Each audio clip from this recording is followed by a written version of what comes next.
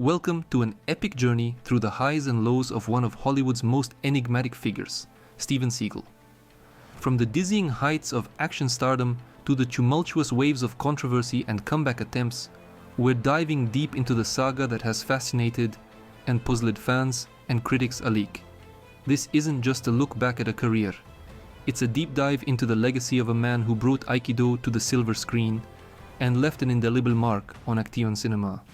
So, if you're ready to explore the legend, hit that like button, subscribe, and buckle up. Your comments are the fuel that keeps this journey going, so share your thoughts, your memories, and let's get the conversation started.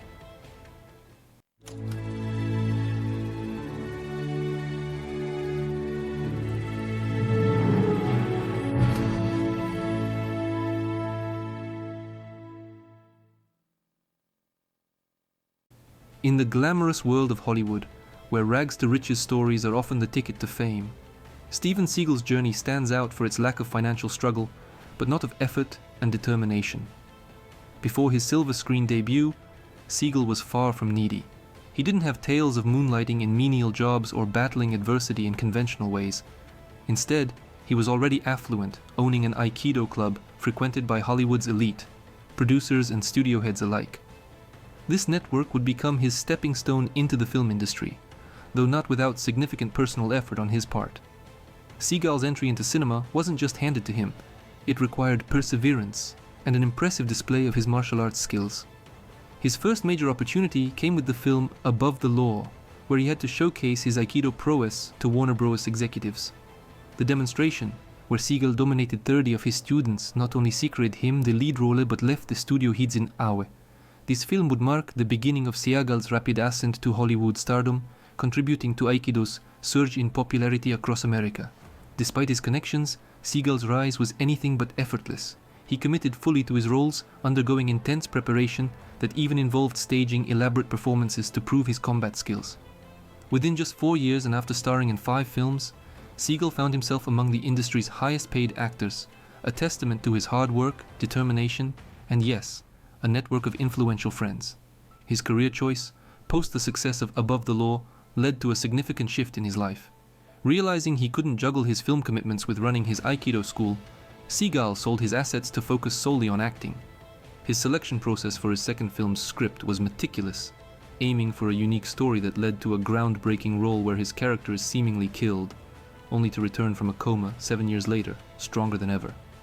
This role catapulted Seagal into fame, solidifying his status as a Hollywood icon. Steven Seagal's cinematic journey through the early 1990s is a tale of unprecedented success, marked by films that not only redefined action cinema, but also showcased Seagal's unique brand of martial arts prowess. With a modest investment of $10 million, one of his films generated an astonishing $50 million in domestic box office revenue alone. Adjusted for inflation, this would equate to a modern-day blockbuster produced on a budget of $20 million and raking in nearly $100 million, a feat that would indeed leave contemporaries like Keanu Reeves in reflective contemplation. Seagal's momentum didn't stop there. It was propelled further by 2 additional hits, Marked for Death and Out for Justice, both of which cemented his status as a box office titan.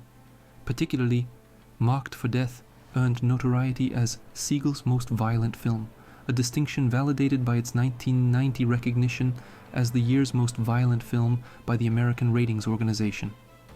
The film underwent significant edits to achieve a more palatable rating, with numerous scenes of graphic violence meticulously trimmed. This golden run of box office triumphs, with each new release outperforming its predecessor, mirrored only by the rise of another martial arts icon, Jean-Claude Van Damme. However, the zenith of Seagal's career, marked by the blockbuster success of Under Siege, signified the onset of a challenging phase. The film's massive $160 million haul was a double-edged sword, catapulting Seagal into the throes of star disease. A mix of hubris and entitlement that often presages a fall, particularly for someone of Seagal's already complex character. In the wake of Under Siege, Seagal's ambition extended beyond acting into directing, buoyed by the belief that a talented individual can excel in multiple domains. This new venture was supported by 2 major studios, 20th Century Fox and Warner Bros. Fox approached Seagal with Man of Honor, offering him the triple crown of director, producer, and lead actor, with the only stipulations being adherence to the provided script and a budget cap of $30 million. Warner Bros. Extended a similar offer with the added flexibility for Seagal to choose any script that appealed to him.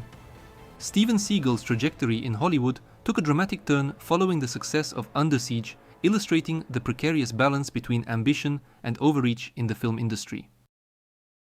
Leveraging the studio's keen interest in having him star in Under Siege 2, Seagal adeptly maneuvered to inflate his demands, particularly impacting the budget allocations for his directorial debut. However, his negotiation tactics led to a pivotal shift. As costs soared beyond the $40 million mark, Seagal opted out of his agreement with Fox, committing instead to Under Siege 2 and embarking on his directorial venture with The Invisible Warrior, which would later be known as On Deadly Ground. The production of On Deadly Ground quickly devolved into a fiasco. Seagal's hands-on approach, marked by continuous script revisions, disputes with the stunt team, and deteriorating relationships with previously close collaborators, significantly derailed the project. The budget ballooned to $50 million due to these challenges and additional reshoots, a staggering figure for the mid-90s.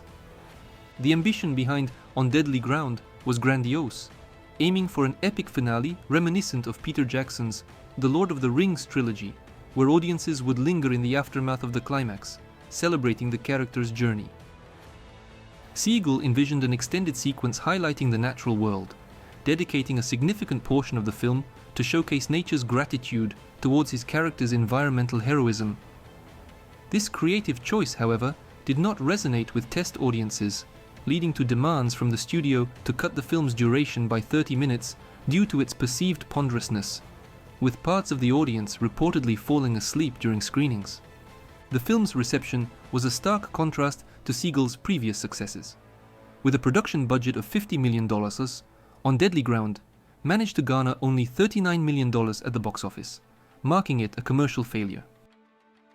This outcome earned Seagal the dubious honor of a Golden Raspberry Award for Worst Director, prompting Warner Bros. To withdraw the film from international distribution in a bid to stem further financial losses. Steven Seagal's career trajectory following the mixed response to On Deadly Ground highlights the precarious nature of stardom in Hollywood, and the impact of personal and professional missteps on an actor's legacy. Despite having 2 potential blockbuster projects lined up, Seagal's subsequent films, including the sequel to Under Siege, failed to resonate with audiences and critics alike, signaling a downward turn in his career. Under Siege 2, which could have served as a redemption following the debacle of On Deadly Ground, instead continued the trend of disappointment.